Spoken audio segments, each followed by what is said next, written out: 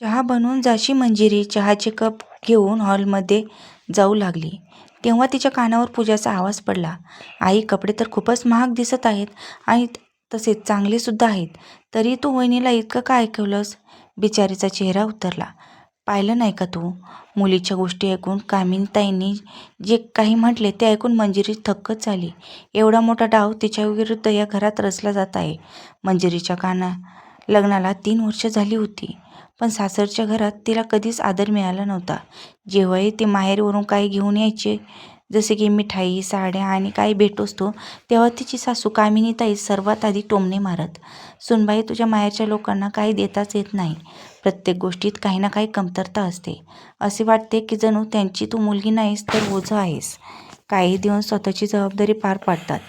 तेव्हा बायकोच्या गोष्टी ऐकून रमेशराव म्हणाले, "अगं बायको, तू असं कोणाला विचारत आहेस? यांचा आदरसुद्धा जणू भाड्यावरच असेल. तेव्हाच तर त्यांना काही माहीत नाही की मुलीच्या सासरी कशा वस्तू पाठवल्या जातात." "हो बाबा, तुम्ही अगदी योग्य बोलत आहात. वहिनीच्या घरातून कधी काही चांगल्या गोष्टी आल्या असतील असे कधीच घडले नाही." आईवडिलांसोबत पूजासुद्धा मध्येच असं म्हणाली. संपूर्ण कुटुंब मिळून मंजिरीला टोमणे मारत होते. इतकंच नाही तर तिचा नवरा रवीसुद्धा हळूहळू त्यांच्याप्रमाणे वागू लागला. एकदा मंजिरीच्या आईने रक्षाबंधनच्या वेळेस मंजिरीसाठी आपल्या हाताने बनवलेले लाडू पाठवले. लाडू पाहताच रवी म्हणाला, "काय मंजिरी, हे सर्व काय आहे? कमीत कमी चांगले पदार्थ तरी तुझ्या माहेरून लोकांनी पाठवायला हवे होते. आणि हे लाडू मात्र कोणाच्या समोर ठेवायच्या लायकीचे सुद्धा नाहीत. ऑफिसला जरी घेऊन गेले तरी ऑफिसमध्ये सर्व लोक माझ्यावर हसू लागतील." रवीचे म्हणणे ऐकून कामिनीताई आणि पूजा हसू लागल्या. पण हे सर्व दृश्य पाहून मंजिरीच्या डोळ्यात मात्र अश्रू येऊ लागले. मंजिरी गुपचूप सर्व काही सहन करत राहिली. प्रत्येक टोमणा सरळ तिच्या माहेरी मारला जायचा. त्यामुळे तिचे मन आतल्या आत तुटून जात होते. ती बिचारी असहाय्य होती. तिला माहीत होते की प्रत्येक सुनेची कदाचित हीच अवस्था असेल. मग उगाचच कशाला नादी लागायचं? जर काही म्हणायला गेलं तर मी भांडखोर सिद्ध होईल. असो, जसं तसं करून मंजिरी आपले दिवस घालत होती. जवळपास 4 महिन्यानंतर एक दिवस मंजिरीची लहान बहीण आली. मंजिरीच्या वहिनीला मुलगा झाला होता. त्या आनंदात तिच्या माहेरच्या लोकांनी एक छोटीशी पार्टी ठेवली होती. मिठाईसोबत संपूर्ण कुटुंबाला जे कपडे तिच्या आईने घेतले होते ते सर्व घेऊन तिची बहीण आली होती. तिच्या बहिणीने मोठ्या आदराने कामिनीताईंना म्हटले, "भाचा झाला आहे. त्याच्या बारशासाठी सर्वजण नक्की या."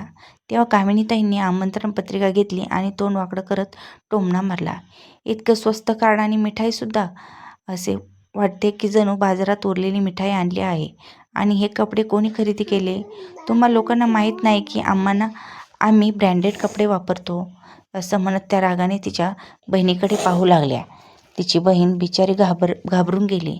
तेव्हाच पूजासुद्धा तोंड वाकडं करत म्हणाली, "कोण जाणार अशा जागी? वहिनीच्या घरातले लोक तर प्रत्येक वेळी जणू अनादर करण्यासाठी आमंत्रण देऊ करतात." आता रमेशराव तरी कुठे मागे राहणार होते. त्यांनी सुद्धा 2 गोष्टी बोलून दाखवल्या. "अरे, त्यांची जेवढी लायकी होती तेवढं देणारच ना. चूक आपली आहे. आपल्याला त्याची लायकी माहीत असतानासुद्धा आपण अशा लोकांना नातं जोडलं."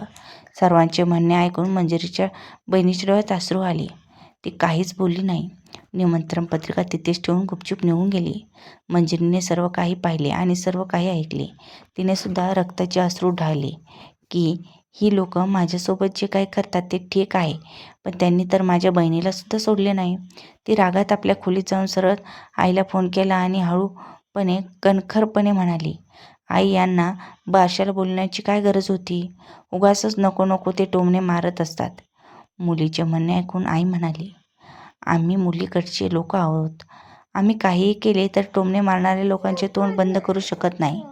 आणि जगात असे कोणतेही मुलीचे सासर नसेल जे टोमणे मारत नाही. सर्व काही माहीत असतानासुद्धा आम्हाला पद्धत पार पाडाव्या लागतात. जर छोट्या छोट्या गोष्टीवरून नातं तोडलं तर जगात कोणतंही नातं शिल्लक राहणार नाही." सध्या तरी मंजिरीच्या आईने तिला समजावलं होतं. पण मंजिरी सर्व काही सहन करू शकत होती, पण आपल्या माहेरचा अनादर नाही. तिला जे काही करायचे होते ते असे ज्यामुळे तिच्या सासरच्या लोकांचे कायमचे तोंड बंद व्हावेत. तिने फक्त या गोष्टीचा विचार केला की तितक्यातच आईसोबत बोलताना कामिनीताईचा आवाज आला. ती फोन ठेवून बाहेर गेली तर संपूर्ण कुटुंब मिळून आपापले कपडे पाहत होते. कामिनीताई त्यांचा साडी, पूजा तिचा ड्रेस, रमेशराव कपडे आणि रवीसुद्धा त्याचा ड्रेस पाहत होता. मंजिरीताईसाठी सुद्धा एक साडी पाठवली होती. सर्व कपडे दिसायला तर खूप सुंदर वाटत होते, पण मंजिरीताई सर्वांना पाहून आश्चर्यचकित झाली, कारण सर्वांची तोंड वाकडीच होती. मंजिरीला पाहताच तिची सासू कामिनीताई रागाने म्हणाल्या, "सुनबाई, हे काय आहे? हे कसली थट्टा आहे? तुझी आई तर हद्द करते. आम्ही असे कपडे वापरतो का? किती फिकट रंगाचे कपडे आहेत. निदान रंग तरी चांगला निवडायचा. कोणत्या काळात तुझी आई जगते कुणास ठाऊक. आजकाल असे कपडे कोण घालतो? यापेक्षा न दिलेले बरे. आम्ही कुठे कपड्याचे आसुरलेलो होतो. जर द्यायचे होते तर चांगले कपडे द्यायचे होते. नाहीतर नाही दिले असते तरी चालले असते. त्यांना नकार दे. पुढच्या वेळेपासून आम्हाला कपडे देण्याची गरज नाही." पूजाने सुद्धा आपला राग व्यक्त केला. रमेशराव यांनी सुद्धा आपले कपडे उचलून फेकून दिले आणि रवी म्हणाला, "कमीत कमी जावयाची लायकी तर पाहायची होती. जा आणि सर्वांसाठी चहा बनवून आण." डोकं खराब झालं आई. नवऱ्याचे म्हणणे ऐकून मंजिरी गुपचूप स्वयंपाकघरात गेली. तिच्या नजरेत तर तिच्या माहेरच्या लोकांनी पाठवलेले सर्व कपडे चांगले होते. चहा घेऊन जशी ती हॉलमध्ये जाऊ लागली तेव्हा तिच्या कानावर पूजाचा आवाज पडला, "आई, हे कपडे तर खूप महागडे वाटत आहेत आणि चांगलेसुद्धा आहेत. तरीसुद्धा तू वहिनीला उगाचच इतकं काही ऐकवलं." बिचारीचा चेहरा उतरून गेला. "पाहिलं नाही का तू?" तेव्हा कामिनीताई जे काही बोलल्या ते ऐकून मंजिरी थक्क झाली. एवढा मोठा डाव तिच्या विरुद्ध रचला जात आहे हे कळल्यानंतर तिच्या पायाखालची जमीनच सरकली. कारण तिची सासू तिच्या नंदीला म्हणत होती की, "बाळा, मला माहीत आहे की कपडे खूप महागडे आहेत आणि चांगलेसुद्धा वाटत आहेत. ते आपण चांगल्या कार्यक्रमात सुद्धा घालू शकतो. पण ते काय आहे ना, जर आपण या कपड्यांना खूप चांगले आहेत असे बोललो, तर तो जेव्हा तिच्या भाच्याच्या बारशाला जाणार ते पहिल्यांदा तर आपल्याला परत कपडे मिळालेच नसते आणि तिच्या आईने आपल्याला परत कपडे दिलेच नसते. आता आपण हे कपडे चांगले नाही आहेत असे म्हणत आहोत, तर आपण गेल्यानंतर तिची आई नक्कीच अजून चांगले कपडे आपल्याला देईल. त्यामुळे मी डोकं लावलं की आता कपडे चांगले नाहीत असंच बोलायचं आणि तिच्या माहेरी गेल्यानंतर आपल्याला त्यापेक्षा अजून चांगले कपडे मिळतील." "अगं वेडी, माझ्या गोष्टीला जरा समजून घे. माझ्या बोलण्यामागे काहीतरी तथ्य असतं." कामिनी त्यांच्या गोष्टी ऐकून पूजा आणि रमेशराव हसू लागले. सुरुवातीला तर हे ऐकून मंजिरीला खूप वाईट वाटले, पण काही वेळ विचार केल्यानंतर ती सुद्धा हसू लागली. पण तिच्या डोक्यात मात्र काही वेगळेच विचार होते. आता तिला या गोष्टीचं समाधान वाटत होतं की तिच्या आईने जे काही कपडे पाठवले आहेत ते सर्वांना आवडले, पण हे सर्वजण मुद्दामून नाटक करत आहेत. आणि तिला फक्त या नाटकाचा अंतच करायचा होता. सध्या तरी मंजिरी शांत राहिली. ती काहीच बोलली नाही आणि 10 दिवसानंतर ती बारशाला 4 दिवस आधीच माहेरी निघून गेली. जाता जाता कामिनीताईंनी तिला स्पष्टपणे सांगितले की, "म्हणजे आपल्याला आईला सांग की आम्हाला काही देण्याची गरज नाही आणि जर द्यायचं असेल तर चांगलं द्यावं." सासूच्या अशा गोष्टीवर मंजिरी काहीच बोलली नाही, शांत राहिली. बारशाचा दिवस आला. त्या दिवशी संपूर्ण कुटुंब मंजिरीच्या माहेरच्या घरी पोहोचलं. तिच्या घरातल्यांनी सर्वांचं स्वागत आनंदाने केलं. तसंच चांगला पाहुणचारसुद्धा केला.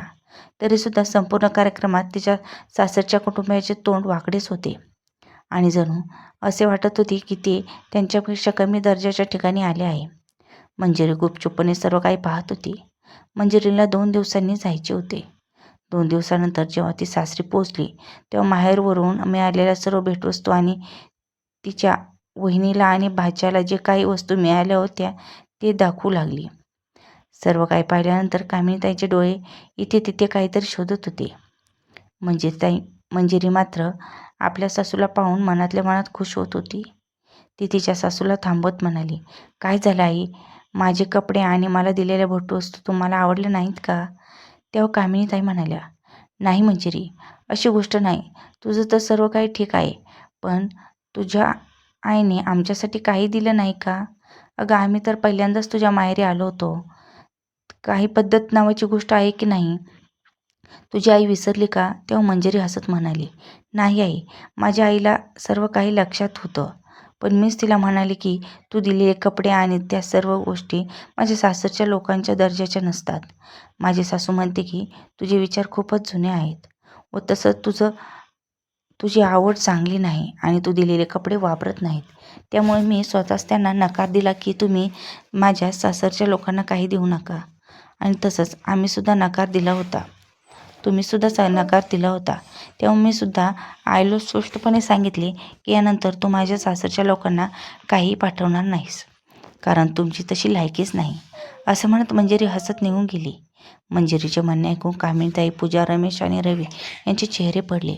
पूजा तर रागाने आपल्या आईला म्हणाली, आई तुझा चालाकपणा आला ना बाहेर, दाखवलीस ना तुझी लायकी, तसंच दाखव की तुला किती डोकं आहे. इतके चांगले कपडे मिळाले होते तरीसुद्धा उगाचच त्यातून कमतरता काढत होतीस. घे घाल अजून कपडे, आता तर तूप पण गेला आणि माप पण गेलं, असं म्हणत पाय आपटत तीसुद्धा तिथून निघून गेली. रमेश, रवी सर्वजण रागाने कामिनीताईकडे पाहू लागले. बिचाऱ्या कामिनीताईंना कळतच नव्हते की अचानक त्यांचे पासे कसे उलटले. आजपर्यंत मी जे काही विचार केला तो कधीही चुकीचा ठरला नाही, पण आज माझ्यासोबत इतका मोठा खेळ कसा काय खेळला गेला. आणि इथे मात्र आपल्या खोलीतून दरवाजाच्या मागे उभे राहून मंजिरी आपल्या सासूचा चेहरा पाहून हसत होती आणि मनातल्या मनात म्हणत होती की काढा अजून कमतरता काढा. तुम्हाला काय वाटतं की जगात चालाकपणा फक्त तुम्हालाच दाखवता येतो? आता काही मिळणार नाही आणि कमतरतासुद्धा निघणार नाही. बसा असंच. तर मित्रमैत्रिणींनो, जर एखादी गोष्ट मिळत असेल तर त्याचा आनंदाने स्वीकार केला पाहिजे. गोष्ट अजून जास्त मिळतील या हव्यासापोटी असलेल्या गोष्टीतून कमतरता काढून त्या गमावून बसणे यात शहाणपणा नाही. मंजिरी जी काय वागली ते तुम्हाला कसं वाटलं? कमेंट करून नक्की सांगा. कथेला लाईक, शेअर आणि चॅनलला सबस्क्राईब केले नसेल तर नक्की करा. परत भेटू अशाच नवनवीन कथांसोबत. धन्यवाद.